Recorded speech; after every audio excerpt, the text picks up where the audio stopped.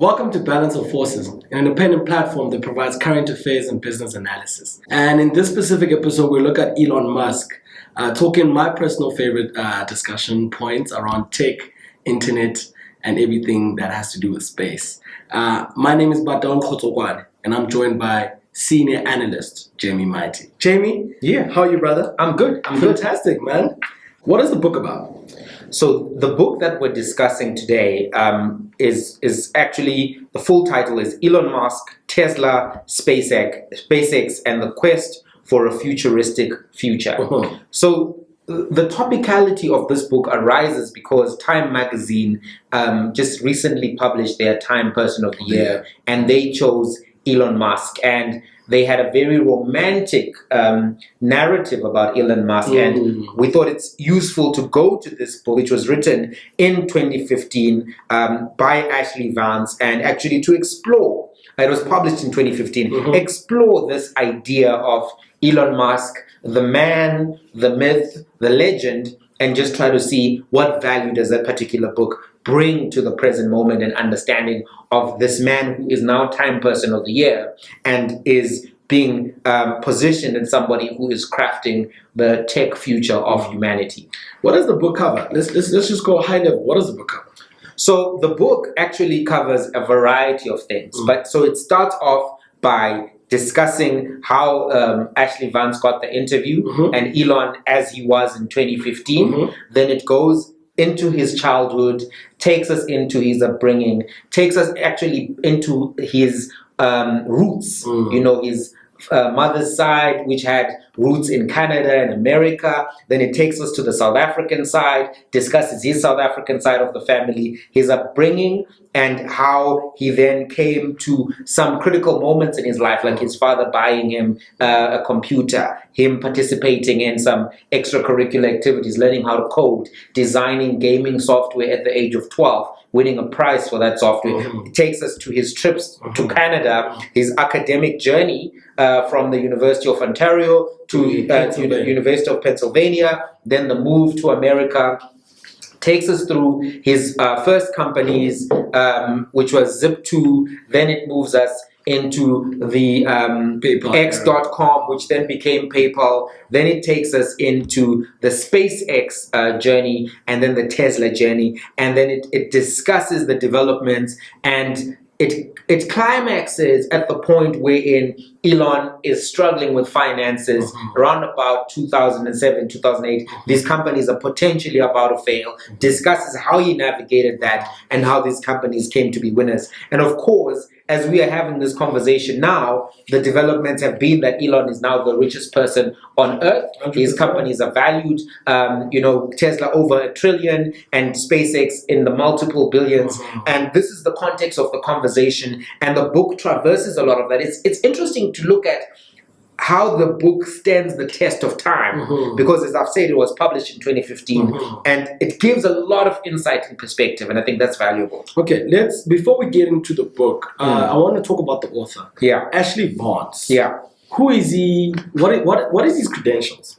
So Ashley Vance is actually a very well-established tech journalist. He's from South Africa, which I think helped him get the interview. And he has covered a lot of companies, IBM, HP, Intel, Dell, and he's written 2 books. His first book in 2007 was a book called Geek Silicon Valley, and it was a history of Silicon Valley.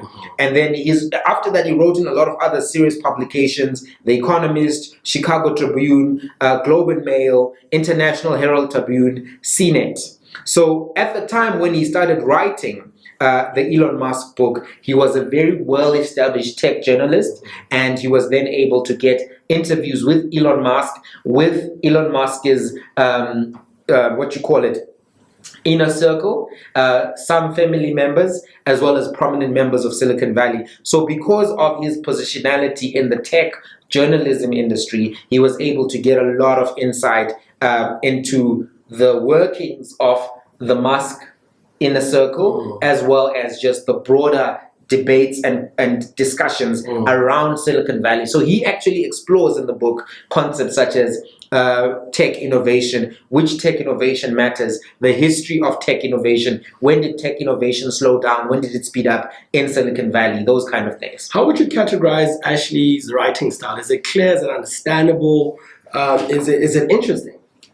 So I think the writing style in this book, and I strongly think that people should check it out, it is clear, it is interesting. He explores, the personal side of Elon, right? His personality, his character, his attributes. He also explores his personal relationships, but then he also takes a lot of time to discuss the business journey, 100%. the battles at Zip2, the lessons Elon learned at Zip2, his approach to setting up Team X, the controversies and the fights in Team X, the progression from from X.com to PayPal, the progression from Elon being this, let's say, tech successful playboy to somebody who is now trying to position himself as a futuristic industrialist who wants to save humanity from itself by pursuing this interplanetary species agenda, as well as this environmentally aware and conscientious automobile titan. What I particularly like about what Ashley did is just sort of drawing the picture on the African lineage and his family lineage as to who are the Musks and how did they end up in South Africa, and just connecting Africa to the story. That's what I think particularly enjoyed about Ashley, and well done to him. Kudos. Brother, before we get into a deep dive, what are the book's primary points? So the book primarily is trying to position Elon as this aggressive industrialist with a big vision that he is trying to bring people and the world to, where he has encountered a lot of obstacles in doing that. But primarily it centers him as this force for good and this visionary in a way that is ultimately a positive perspective of Elon. And its primary points fundamentally are that this approach has worked for Elon, and even though he is an emotionally aloof parent and lover, and even though he is a taskmaster in his companies, ultimately it has been for the good and has been successful. Okay, now let's get into the book. Key takeaways from the book. Yeah, so there are several key takeaways from the book, and I think I'm going to look at them personally from what can you as an individual take away.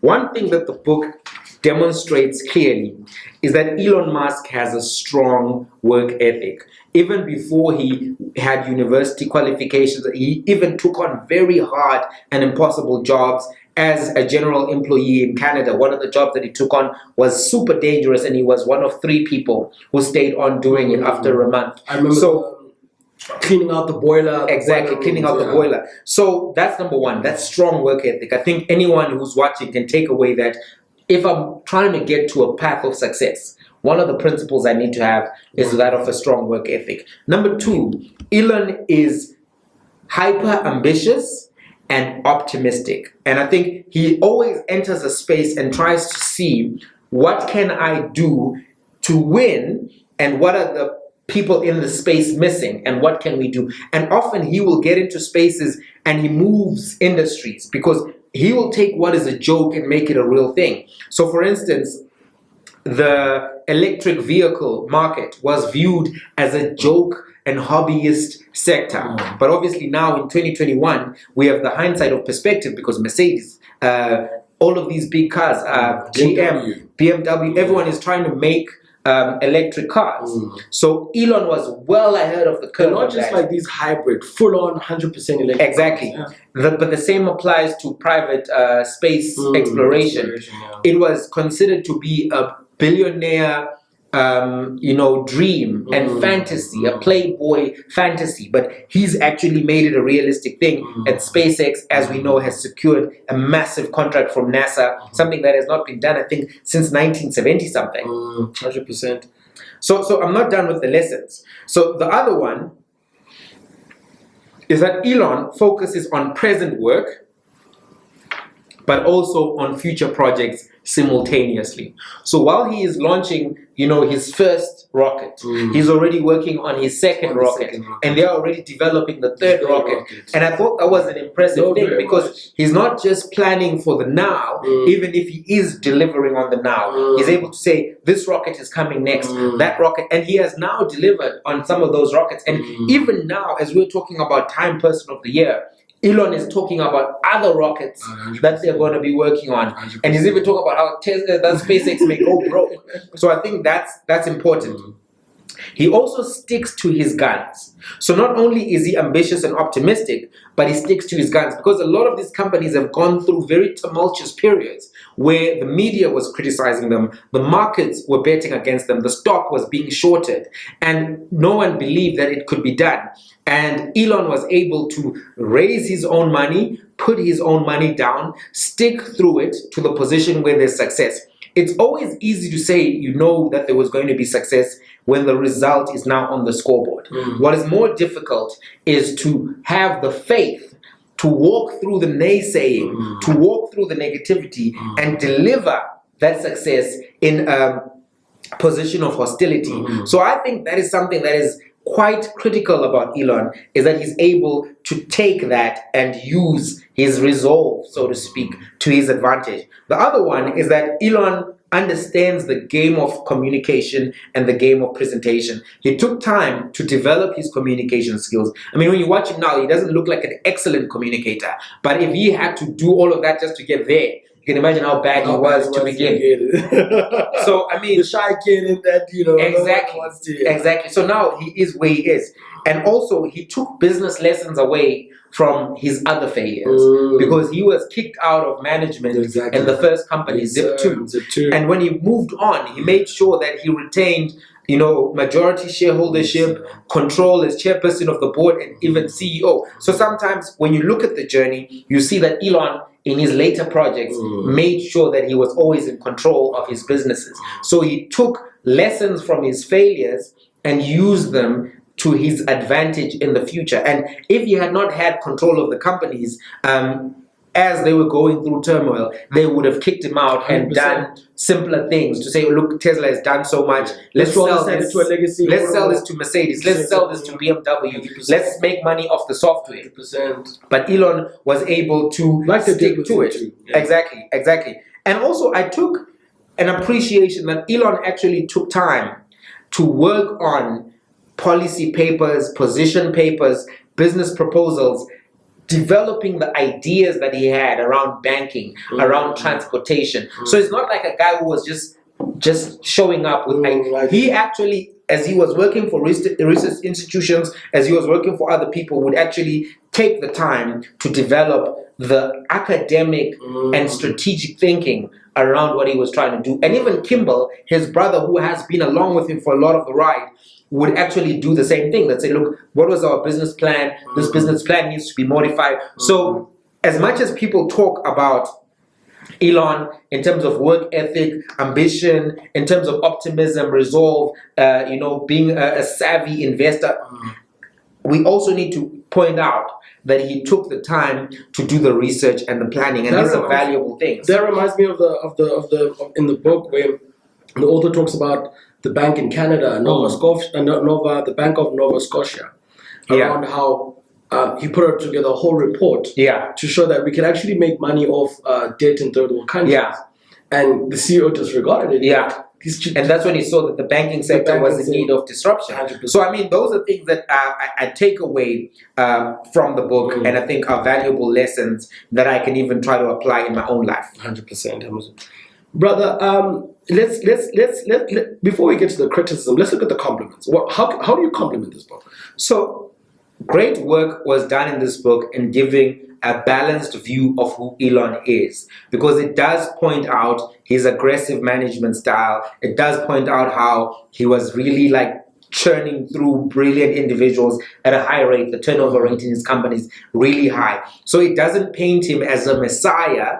It does give you a balanced view where you can see that this is a guy who has these, character flaws and constraints, but is still able to execute at the level that he has. But it doesn't gloss over that. It doesn't gloss over some of his aggressive and, in my view, bully tactics to push founders out of companies and put his stamp on it and take credit for some of the innovations that had nothing to do with him as a shareholder and as a main investor and even chairman of the board. So the book is balanced in that way, and I like the way that it's structured. It's riveting, it's provocative, and it's really immersive, and it keeps you in it. And I think that's a compliment I can give this book in terms of quality of writing, intrigue, balance, and objectivity. And then the criticism?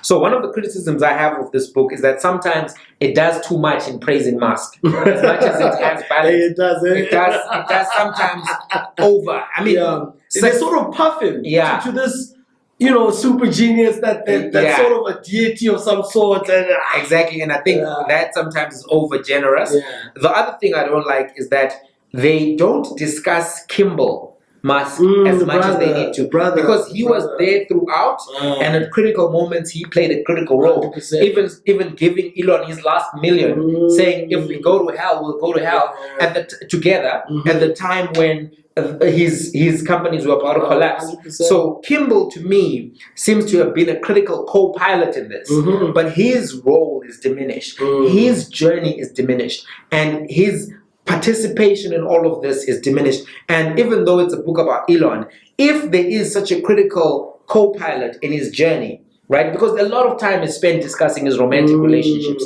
but very little discussing his relationship. Actually, he was a key businessman. I mean, he was the sales guy. He was the sales guy. He was generating the sales. He was the guy that used to pump in the energy. Guys, let's go when things were looking dim. Exactly. So for me, that definitely is a key criticism of this writing. Okay. Now, your favorite topic. What debates arise from the book? So one of the debates that arises from the book, right, is Elon Musk an innovator, or is he a brilliant engineering manager?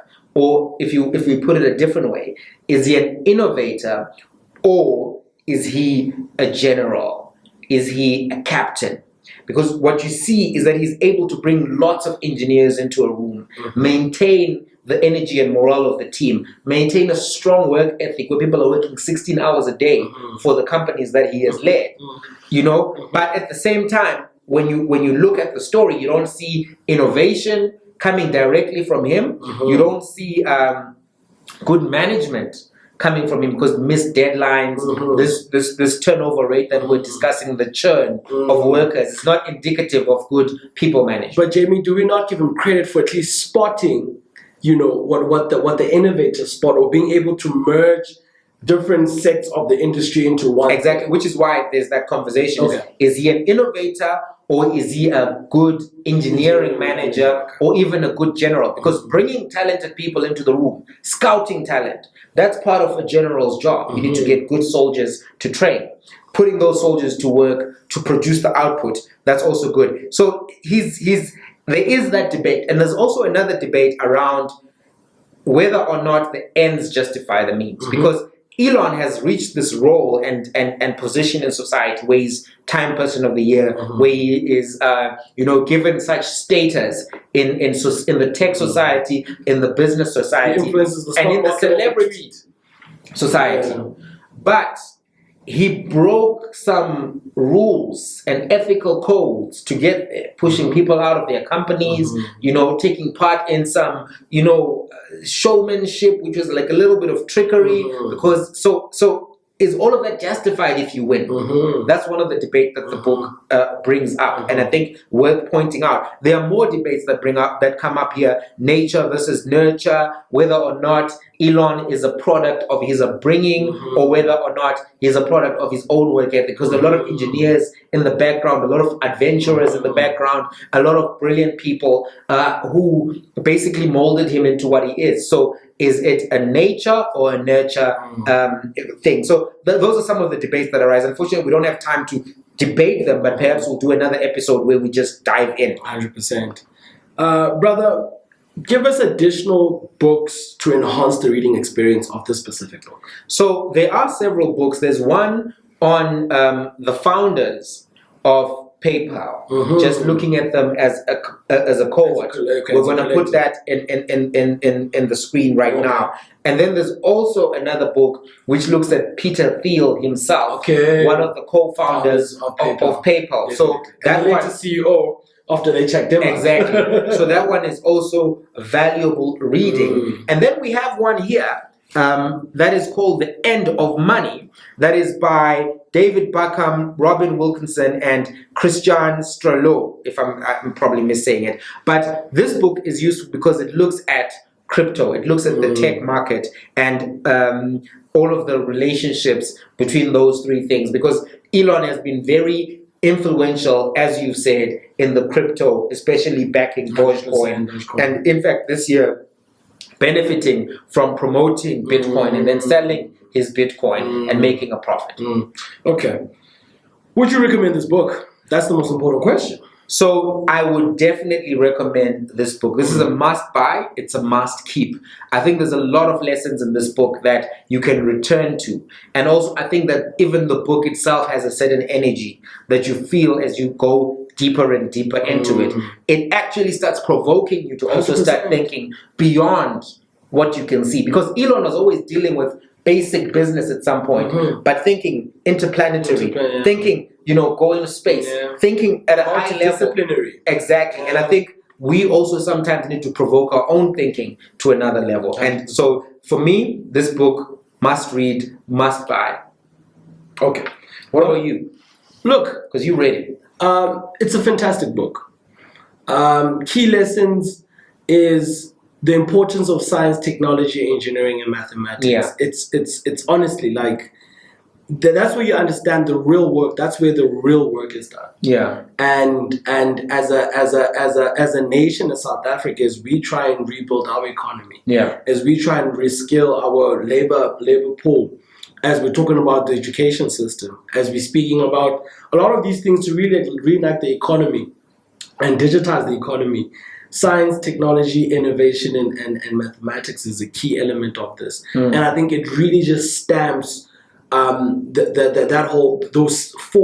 five skills. Because with STEM, literally, and it's something that mind boggles me how a lot of Musk and the other sort of key talent at SpaceX, Zip2, and Tesla are so multidisciplinary. Yeah. They'd have a finance degree and a physics degree. Yeah.